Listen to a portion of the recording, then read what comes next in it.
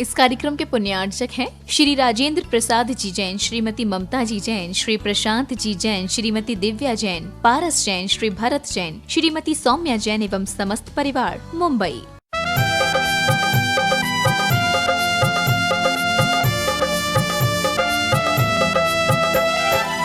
जिन शासन के नवाचार्य हैं, पूजे जिन्हें जग सारा है।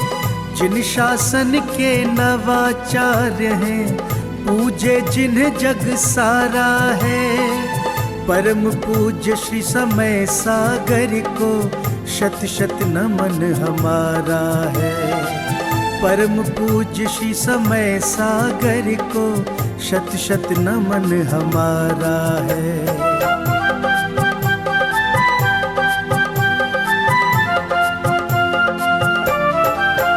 गुरुवर के पावन श्री मुख से जब अमृत की धार झरे, मंत्र मुग्ध हो जाए प्राणी, जीवन का कल्याण करे।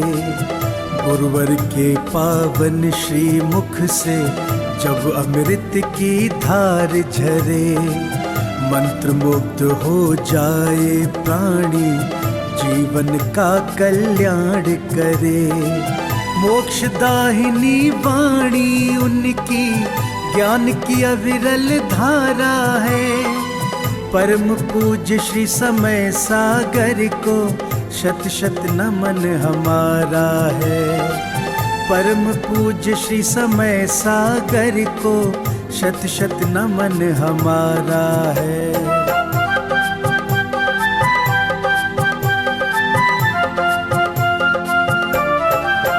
परम तपस्वी दिव्य ओजस्वी, धर्म ज्ञान के भंडारी, काया जिनवर के समरूपी, भक्तन के हैं भवतारी।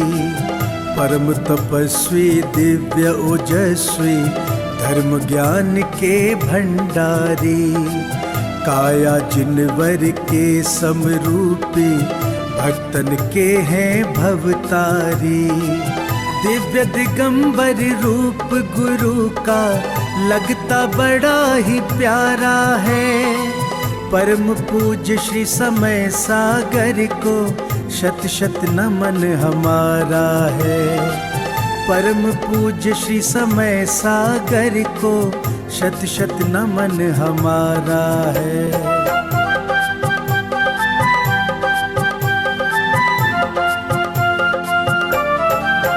विद्या गुरु की प्रतिमूरत है, उनकी ही परछाई है।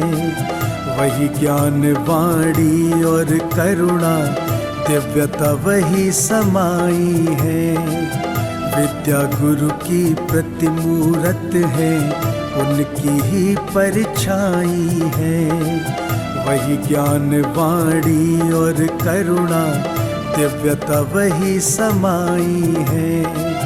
जिन वाणी चैनल करे भाव से, नित गुणगान तुम्हारा है। परम पूज्य श्री समय सागर को शत शत नमन हमारा है। परम पूज्य श्री समय सागर को शत शत नमन हमारा है।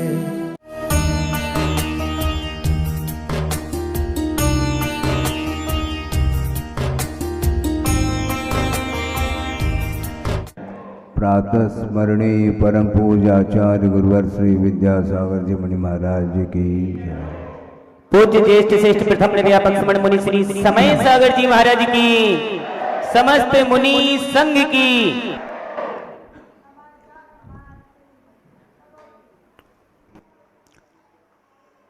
भूनाम्बोज मार्तंडम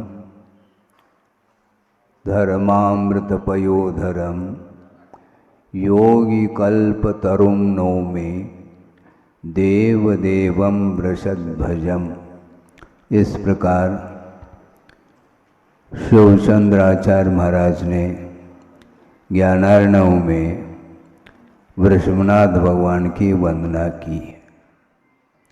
भुवनाम बोज मार्तंडम, तीन लोक के जितने भी जीव हैं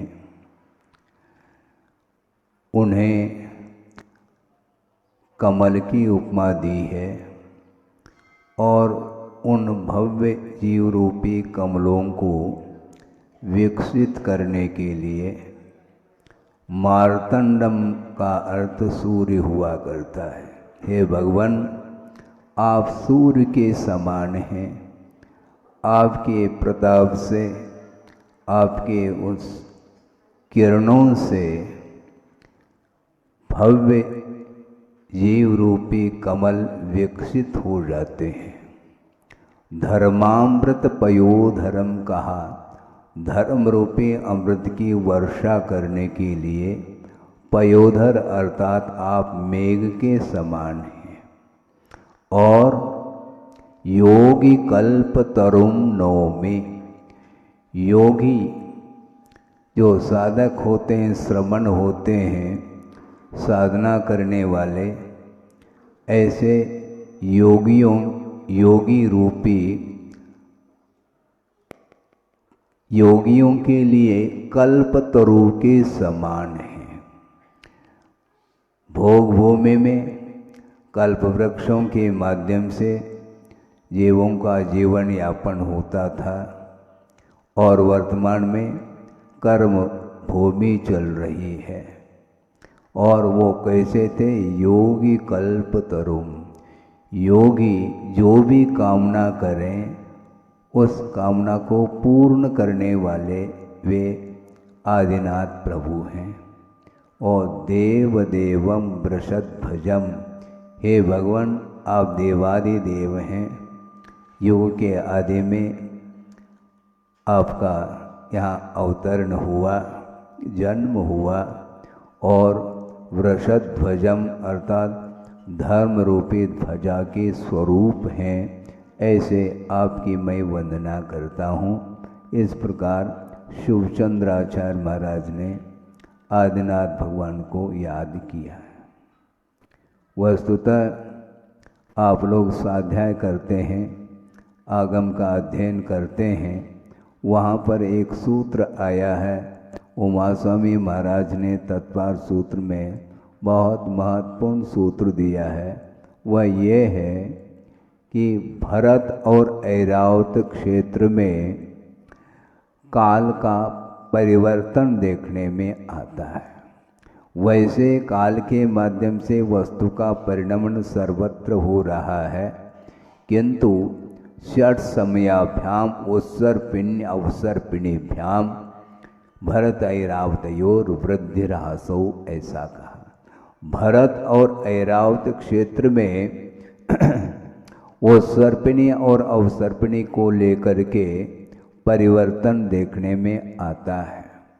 और तृतीय काल के अंत में है, तृतीय काल के अंत और चतुर्थ काल का प्रारंभ होने को है। उस समय वृषभनाथ भगवान का जन्म हुआ था। युग की आदि में वहाँ से युग प्रारंभ हुआ।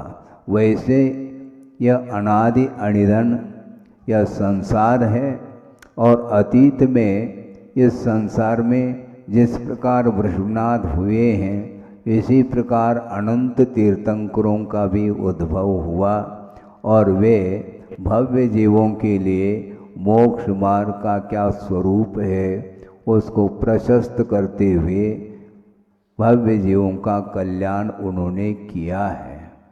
और इसी प्रकार भविष्य में भी अनंतानंत तीर्थंकर इस धरती से होंगे, भरत और ऐरावत क्षेत्र से, और निरंतर विदेह क्षेत्र से भी तीर्थंकर मुक्त हो रहे हैं। और वहाँ पर भी समोषण की रचना अधिक होती है और वहाँ पर सभा में बैठ करके धर्म का स्वरूप क्या है उसका श्रवण भव्य जीव करते हैं। हमें वस्तुतः इस महान तीर्थ के कर्ता मोक्ष मार्ग के जो नेता हैं उनको थोड़ा सा स्मरण में भी लाते हैं तो भाव में उज्ज्वलता आती है, किंतु ये बहुत दुर्लभ वस्तु है बंधुओं। जिस समय तत्व की चर्चा करते हैं, अन्य सांसारिक चर्चाओं को, कार्यों को विराम देते हुए, उनको गौण करते हुए धर्म के स्वरूप के विषय में कुछ समझते हैं, उस समय ऑटोमेटिक ही परिणामों में अंतर आता चला जाता है। कितना प्रभाव है उनका, ये उनका प्रभाव है, हम लोगों का नहीं।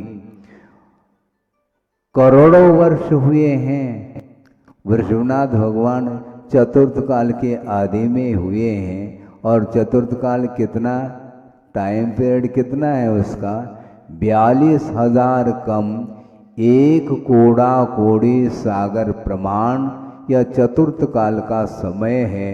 और उसके आदि में वृषभनाथ हुए हैं, और उनका स्मरण आज भी हम और आप लेते हैं, तो तत्काल परिणामों में अंतर आता है। द्रव्य, क्षेत्र, काल, भव इत्यादि के ये निमित्त हैं, और इन निमित्तों को लेकर के भाव उत्पन्न होते हैं। भावों में कलुषता भी होती है, तो भावों में निर्मलता भी आती है। तो भावों में कालुष्य परिणाम जो उत्पन्न होते हैं, उसके लिए निमित्त के रूप में पंचेंद्र के विषय उपस्थित हो जाते हैं, और उन पंचेंद्र के विषयों की ओर जब उपयोग चला जाता है तो मन में कलुषता आती है, रागादिक भाव उत्पन्न होते हैं, और उसको गौण करके इस प्रकार तीर्थंकरों का स्मरण करते हैं, तो एक अलग ही आनंद का अनुभव होता है। केवल नाम लेने मात्र से इतना आनंद का अनुभव होता है, तो उस रूप यदि हम लोगों का परिणमन हो जाएगा वस्तु का, तो उस समय कहने के लिए शब्द नहीं रह पाते। वस्तुतः शब्दों के माध्यम से वस्तु का जो वर्णन किया जाता है, वह सीमित मात्रा में ही उसका वर्णन होता है। आगम में भी यह उल्लेख है, केवल ज्ञान के माध्यम से प्रभु विश्व को जान लेते हैं। यानी अनंतानंद जो पदार्थ हैं, चेतना चेतनात्मक, मूर्ता मूर्तात्मक जो वस्तु हैं, और उनको उनके अतीत संबंधी और अनागत संबंधी अनंतानंत पर्यायों के साथ, और प्रत्येक द्रव्य में जो अनंतानंत गुण हैं, उनके पर्यायों के साथ एक समय में एक साथ वो सारे पदार्थ ज्ञान के विषय बनते हैं। किनके लिए? केवल ज्ञानी के लिए। और उन समस्त पदार्थों को ज्ञान का उन्होंने विषय बना लिया है, किंतु दिव्य ध्वनि में जो भी बात आती है, वह उसका अनंतवा अंश ही वह दिव्य ध्वनि का विषय बनता है। बाकी सारा विषय ज्ञान का विषय बनता है। और दिव्य ध्वनि वचनात्मक हुआ करती है, वह ध्वनि के रूप में है, जो कि वह कर्णेंद्रिय का विषय बनता है। ऐसी स्थिति में दिव्य ध्वनि में पूरा का पूरा विषय नहीं आया है, इसलिए आगम में ये उल्लेख भी मिलता है, गणधर परमेष्टि को भी जिज्ञासा उत्पन्न होती है। हम और आप तो जिज्ञासा करते ही रहते हैं, समाधान बहुत अल्प रूप में मिलता है।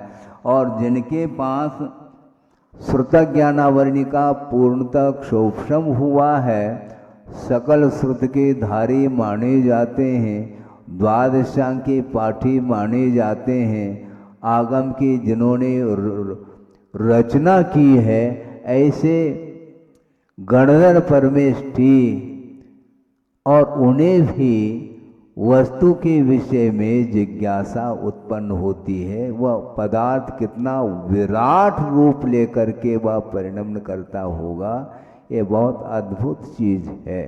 इसलिए केवल ज्ञान के माध्यम से प्रभु ने सबको जान लिया, क्योंकि सर्वम जानाति इति सर्वज्ञ ऐसा कहा है।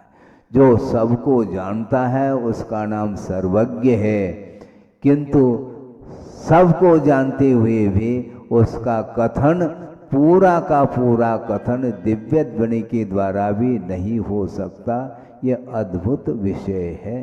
इसलिए आप लोगों के मन में बहुत सारे विकल्प, जिज्ञासाएं, प्रश्न आदि उत्पन्न हो सकते हैं। उसका समाधान हमें गणधर परमेष्टि भी देने में अक्षम महसूस करते हैं। इसके उपरांत भी उनका ये कहना है कि सभी पदार्थों का ज्ञान हो तभी हमें मोक्ष की उपलब्धि होती है, ऐसा नहीं, किंतु प्रयोजनभूत जो तत्व है उसका परिज्ञान यदि हो जाता है, समीचीन ज्ञान हो जाता है, जिसको भेद विज्ञान बोलते हैं, उसके माध्यम से ही केवल ज्ञान को प्रकट कर लेता है। सबको जानने का विषय वो केवल ज्ञान का विषय है। हम सबको जानेंगे फिर बाद में श्रद्धान करते हैं, श्रद्धान की आवश्यकता ही नहीं पड़ती, क्योंकि श्रद्धान का जो विषय बनता है वह जब तक पदार्थ हमारे लिए परोक्ष रूप में उपस्थित रहता है तब तक श्रद्धान की, विश्वास की, आस्था की आवश्यकता पड़ती है। किंतु सकल प्रत्यक्ष होने के उपरांत विश्वास की कोई आवश्यकता नहीं पड़ती। जैसे आप लोग बोलते हैं, क्या बोलते हैं, हाथ कंगन को आरसी की क्या आवश्यकता। आपके हाथ में कंगन है और उसको देखने के लिए आईना ले आओ, क्या आवश्यकता है, आवश्यकता पड़ती नहीं। उसी प्रकार केवल ज्ञान रूपी दर्पण में सारा विश्व ही प्रतिबिंबित हो रहा है, तो ऐसे स्थिति में आस्था की क्या आवश्यकता नहीं होती। तो इतना विराट रूप है ज्ञान, और केवल ज्ञान के माध्यम से उन समस्त वस्तुओं को जानते हुए भी उनके उपयोग में रत्ती भर भी राग, द्वेष, मोह आदि भाव नहीं होते। पूरा स्वर्ग उनके ज्ञान में आ रहा है।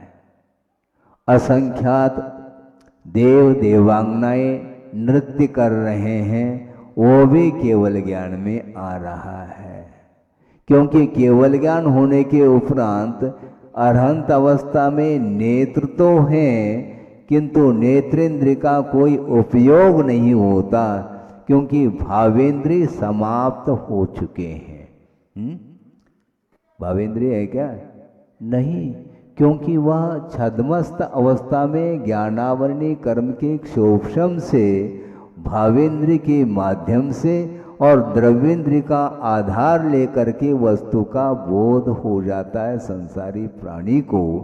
किंतु केवल ज्ञान होने के उपरांत शरीर में सारे द्रव्येंद्रियां विद्यमान हैं, किंतु उनका आधार लेकर के वस्तु का बोध नहीं होता। किंतु केवल ज्ञान के माध्यम से बिना किसी का आलम्बन लिए सारे पदार्थ ज्ञान के विषय बनते हैं। इसके उपरांत भी उनका वह ज्ञान मोह से प्रभावित नहीं, क्योंकि मोहनी कर्म का पूर्णतः क्षय हो चुका है। सर्वप्रथम केवल ज्ञान जो उत्पन्न होता है वह मोहनी कर्म का क्षय हो जाता है, और उसके पश्चात ज्ञानावरणीय, दर्शनावरणीय और अंतराय कर्म का एक साथ क्षय होने के फलस्वरूप केवल ज्ञान प्रकट हो जाता है, और केवल ज्ञान से विभूषित वे भगवान प्रभु माने जाते हैं। तो युग की आदि में उनका जन्म हुआ और धीरे धीरे उनका विकास हुआ है। जन्मतः उन्हें केवल ज्ञान नहीं था, जन्मतः अवधि ज्ञान था, मध्य ज्ञान, श्रुति ज्ञान तो था ही, और साथ साथ क्षायिक सम्यक दर्शन भी है। इसके उपरांत भी जब तक असंयम दशा में उनका जीवन व्यतीत होता है, जब तक तब तक उन्हें वीतराग स्वसंवेदन जिसको बोलते वह संभव नहीं है। केवली भगवान हैं और वे उसी भोग से मुक्त होंगे, जब होंगे तब होंगे। अभी केवल ज्ञान उन्हें प्रकट नहीं हुआ और वो दीक्षित भी नहीं हुए हैं, और जन्म हुआ है वृषभ कुमार का, और धीरे धीरे वह शरीर का विकास होता चला जाएगा और कालांतर में जा करके जब उन्हें वैराग्य हुआ तब वो दीक्षित हो जाते हैं। तो दीक्षित होते ही उन्हें केवल ज्ञान को छोड़ करके सारी रिद्धियाँ प्राप्त हो जाती हैं। विपुलमति मन पर ज्ञान से संपन्न हो जाते हैं और संपूर्ण रिद्धियों से संपन्न होने के उपरांत भी उनके मन में कोई भी आकुलता नहीं कि मैं दूसरे को कुछ उपदेश दे दूं। नहीं, क्या उपदेश देना, पहले स्वयं स्वाद लें फिर बाद में उपदेश दे। मिश्री का स्वाद जिन्हें नहीं है और उसका वर्णन करने के लिए वो बैठ गए, मान लो वर्णन करने से होना क्या है, सामने वाला यह पूछता है कि आप वर्णन तो बहुत साहित्यिक शब्दों के द्वारा कर रहे हो मिश्री का, किंतु उसका स्वाद कैसा है बताओ। आकाश से गमन कर रहे हैं, आनंद आता होगा उनको, उनको देख करके हम और आपको आनंद आ सकता है, किंतु उनको कोई इससे प्रयोजन नहीं। जिस प्रकार आप लोग एरोप्लेन में बैठ करके आनंद का अनुभव करते हैं और मान लो एरोप्लेन हवाई जहाज मान लो जा रहा है तो उसको देख करके भी आनंद का अनुभव करते हैं। कोई देख करके करता है, कोई बैठ करके करता है, कोई एरोप्लेन निर्माण करके वह आनंद का अनुभव करता है। लेकिन ये आनंद केवल भौतिक आनंद है, आत्मिक आनंद नहीं है। इसलिए उन्हें अर्थात प्रभु को इन भौतिक वस्तुओं से कोई प्रयोजन नहीं। वो शांत बैठे हैं, अपने लक्ष्य को प्राप्त करने के लिए साधना में रत हैं। 1000 साल तक उन्हें साधना में काल उनका व्यतीत हुआ, किंतु कभी भी उन्हें कोई विकल्प नहीं हुआ कि कब केवल ज्ञान प्राप्त होगा, हाँ, कब मैं उपदेश दे दूं, ऐसा विकल्प नहीं उनको। क्योंकि विकल्प जिसको उत्पन्न होते हैं उनका मन एकाग्र है ही नहीं।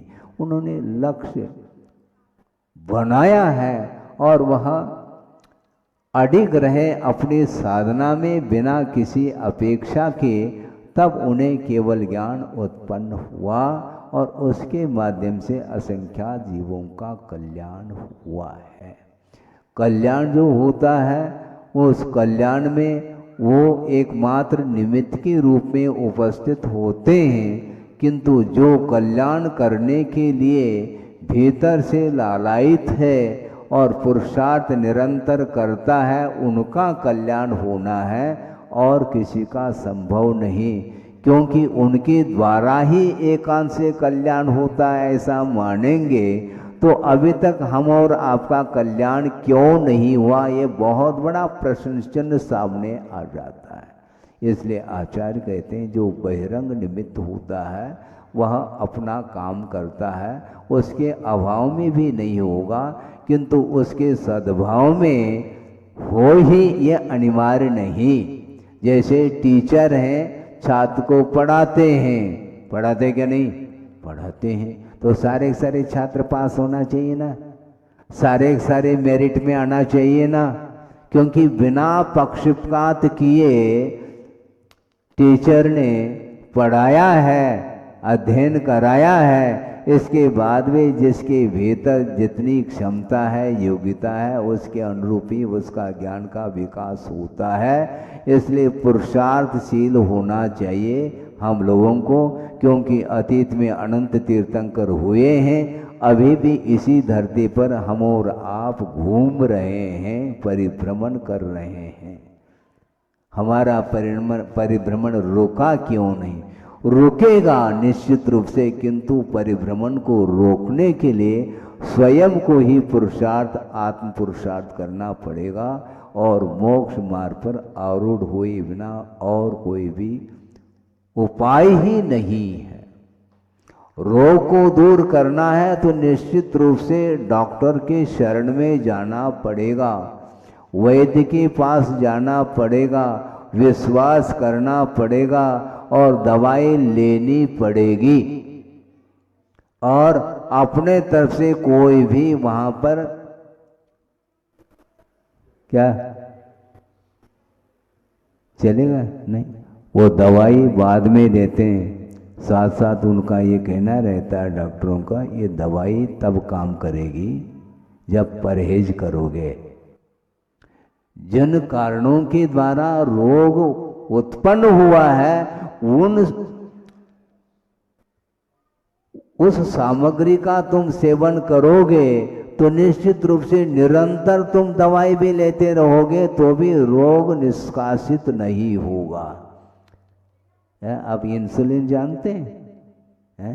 इंसुलिन, और इंसुलिन का इंजेक्शन अपने हाथ से लगा रहा है वो है, और एक हाथ में इंसुलिन है और एक हाथ में रसगुल्ला। अब वो इंसुलिन क्या करेगा हमें बता दो? वो इंसुलिन करेगा क्या? वो ठीक उसके विपरीत आप भोजन सामग्री का सेवन कर रहे हो। तो इस प्रकार यदि करोगे तो कभी भी औषधि व दवाई काम नहीं करेगी। उसी प्रकार सच्चे देवगुरु शास्त्र का आलम्बन हमें लेना है, और लेते हुए भी यदि मान लो विषयों की ओर आपका उपयोग जा रहा है तो हाथ में ग्रंथ है और उपयोग आपका कहाँ पर है? दुकान में, मकान में, परिवार में आदि में लगा हुआ है। रिश्तेदारी चल रहा है, रिश्ता और रिस रहा है, बार बार रिश्ता है वो, रिश्ता का अर्थ क्या? टपकता है वो। मकान जो है ना लीक हो रहा है, वो रिस रहा है पानी। उसी प्रकार आपके बहुत सारे रिश्ते नाते हैं, उसमें संसारी प्राणी उलझा हुआ है। तो भगवान हंस रहे होंगे, हालांकि वो हंसते नहीं, किंतु एक बात कही जा रही है कि अनंत शुद्ध परमेष्टि लोकाग्र पर विराजमान है, उनसे कोई भी व्यक्ति छिप नहीं पाया अभी तक। उनके ज्ञान में सब लोग आ रहे। ध्यान रखो, तुम मकान को ताला लगा दो और भीतर बंद होकर के कुछ भी चेष्टाएं करो, तुम दुनिया को छुपा सकते हैं अपने आप को, किंतु भगवान से छुपा नहीं पाओगे। ये ध्यान रखो, सब जानते हैं। हाँ, लेकिन कहते कुछ नहीं वो, उनको ज्ञात है ये संसार का स्वरूप है, कहने से काम नहीं होगा। इसकी आदत है संसारी प्राणी की, क्योंकि जितना हम कहेंगे उतना और वह करता चला जाता है। अभी शांत बैठकर से सुन रहे हैं, जैसे ही समाप्त हो जाएगी देशना प्रवचन, फिर देख लो आप कैसे स्वभाव में आ जाते हैं। एक व्यक्ति भी शांति के साथ नहीं जाएगा, फिर किल किल किल किल आवाज चालू हो जाती है। इसको बोलते हैं स्वभाव, और स्वभाव के लिए कोई औषधि है ही नहीं। इसलिए हम ज़्यादा समय नहीं लेना चाहते। चैतवदी नवमी के दिन इस पवित्र तिथि पर उनका जन्म हुआ था, किंतु उनका एक बार ही जन्म हुआ, अब उनका जन्म संभव नहीं है। जन्म होने के उपरांत वह जीवन मुक्ति, केवल ज्ञान होते ही वह जीवन से मुक्त हो गए, मात्र द्रव्य मुक्ति शेष रह गई। और केवल ज्ञान होने के उपरांत कुछ ही दिनों में उन्हें निर्वाण का लाभ भी हुआ। इस प्रकार इस मोक्ष पद पर आरूढ़ हो करके अनंत आत्माएं उस अविनश्वर पद को प्राप्त कर चुकी हैं। और आप लोग यदि प्राप्त करना चाहो तो बहुत बड़ी साधना की आवश्यकता है।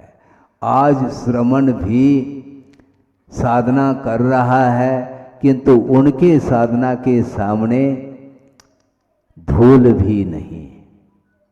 बहुत अभी लंबा चौड़ा मोक्ष मार्ग तय करना है। इसलिए अपनी शक्ति यथाशक्ति सामर्थ्य के अनुरूप वीतराग भाव को प्राप्त करने के लिए विषयों के प्रति उपेक्षा का भाव आना चाहिए, विषयों के प्रति अनासक्त भाव आना चाहिए, अलगाव आना चाहिए, और पंच परमेष्टि के प्रति ही एकमात्र लगाव होना चाहिए। उसके माध्यम से ही आत्मा का कल्याण हो सकता है। और हो इस पवित्र भावना के साथ अहिंसा परमो धर्म की जय।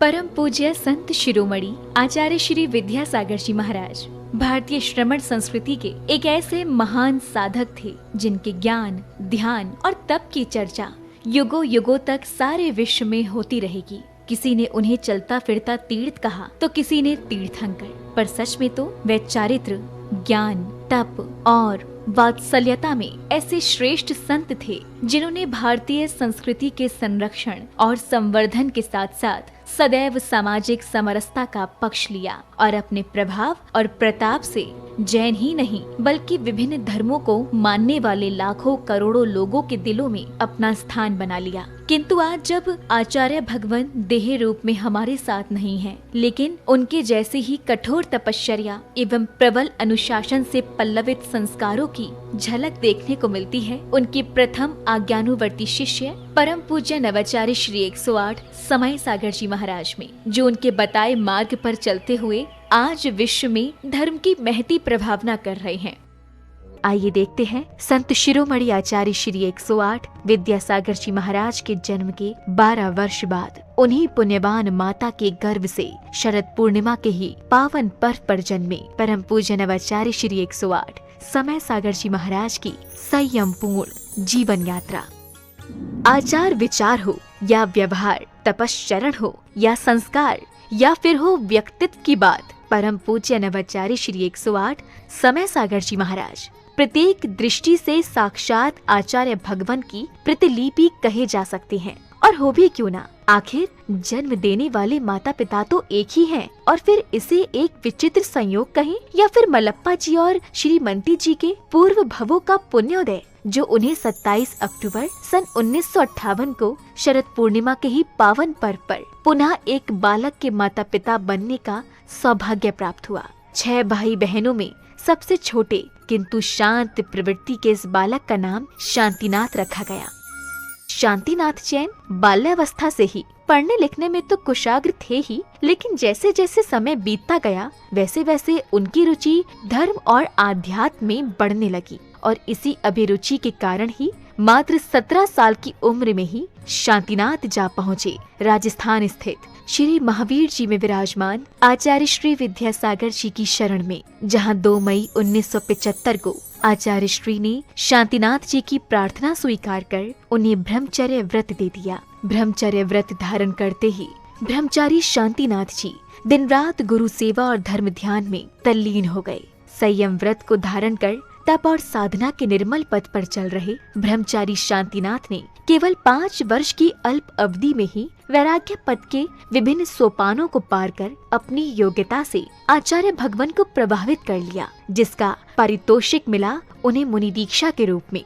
8 मार्च 1980 को मध्य प्रदेश के छतरपुर स्थित श्री दिगंबर जैन सिद्ध क्षेत्र द्रोणगिरी में आचार्य श्री विद्यासागर जी महाराज ने उन्हें मुनि दीक्षा प्रदान कर दिगंबर मुद्रा का पूर्ण साधक घोषित कर दिया और नाम दिया मुनि श्री समय सागर जी महाराज। मुनि दीक्षा के उपरांत मुनि श्री समय सागर जी महाराज ने कुछ वर्षों तक आचार्य श्री के संग में रहकर अध्ययन और अध्यापन किया। तत्पश्चात गुरु आज्ञा से पृथक संघ के नायक बनकर देश भर में विहार करते हुए धर्म प्रभावना करने लगे। अपने सानिध्य में कई पंच कल्याणक एवं विधान आदि धार्मिक अनुष्ठान संपन्न कराने के साथ ही उन्होंने अपनी लेखनी से कन्नड़, हिंदी, संस्कृत और मराठी भाषाओं में कई शास्त्रों की रचनाएं भी की।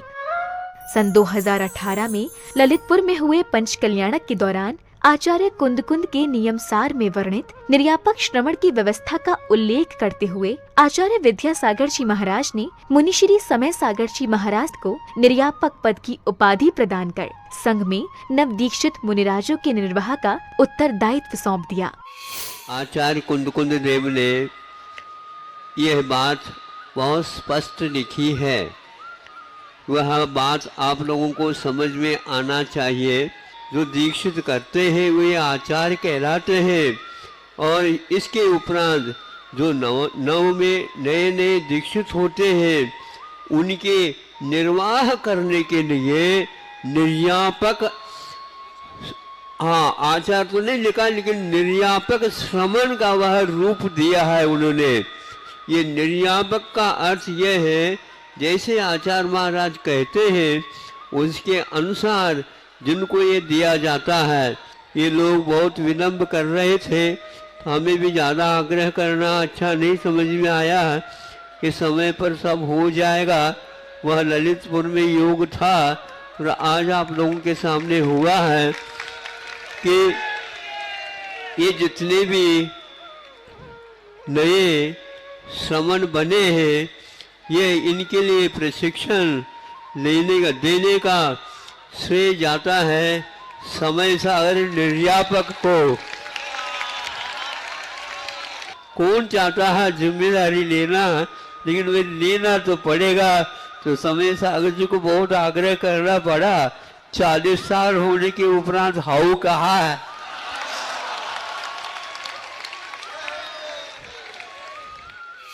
समय अपनी गति से चलता रहा। छत्तीसगढ़ के डोंगरगढ़ स्थित चंद्रगिरी तीर्थ में विराजमान आचार्य श्री विद्यासागर जी महाराज ने 6 फरवरी के ही दिन आचार्य पद के लिए निर्यापक श्रमण मुनि श्री समय सागर जी महाराज को चुन लिया एवं अपनी समाधि से 3 दिन पूर्व 15 फरवरी 2024 को आचार्य पद का त्याग कर पूर्ण संलेखना की ओर अग्रसर हो गए। आचार्य भगवान की आज्ञानुसार निर्यापक श्रमण मुनिश्री समय सागर जी महाराज ने 16 अप्रैल 2024 को दमोह के कुंडलपुर में समस्त आचार्य संघ एवं देश भर के जैन समाज की उपस्थिति में पूज्य गुरुदेव के उत्तरदायित्वों के निर्वहन के लिए आचार्य पद स्वीकार कर लिया। पूज्य नवाचार्य समय सागर जी महाराज की। अंततः ये कहा जा सकता है कि आज का दिन केवल एक पर्व ही नहीं बल्कि स्वर्णिम अक्षरों से लिखित एक ऐसा अध्याय है जो विश्व के धार्मिक इतिहास में सदा ही अमर रहेगा। ये मात्र एक संयोग नहीं बल्कि पूरे समाज का पुण्य है जब एक ही दिन जन्मे गृहस्थ जीवन के 2 भाइयों ने गुरु शिष्य के रूप में परिवर्तित होकर धर्म उत्थान को अपना कर्तव्य माना और इसे परम पूज्य संत शिरोमणि आचार्य श्री 108 विद्यासागर जी की कठोर तपश्चर्या एवं संस्कारों का ही परिणाम कहेंगे, जो आज नवाचार्य श्री समय सागर जी महाराज भी उनकी अक्षुण्ण परंपरा का निर्वहन करते हुए धर्म की प्रभावना कर रहे हैं। आज पूरे विश्व का जैन समाज ये आशा कर रहा है कि परम पूज्य नवाचार्य श्री समय सागर जी महाराज भी संत शिरोमणि आचार्य श्री विद्यासागर जी महाराज के बताए मार्ग पर चलकर उन्हीं की भांति धर्म उत्थान का कार्य करते हुए समाज को एक नई दिशा प्रदान करेंगे। एक बार पुनः धर्म के महान उन्नायक परम पूज्य नवाचार्य श्री समय सागर जी महाराज के चरणों में हमारा त्रैबार नमोस्तु। नमोस्तु भगवन, नमोस्तु भगवन। इस कार्यक्रम के पुण्यार्चक थे श्री राजेंद्र प्रसाद जी जैन, श्रीमती ममता जी जैन, श्री प्रशांत जी जैन, श्रीमती दिव्या जैन, पारस जैन, श्री भरत जैन, श्रीमती सौम्या जैन एवं समस्त परिवार, मुंबई।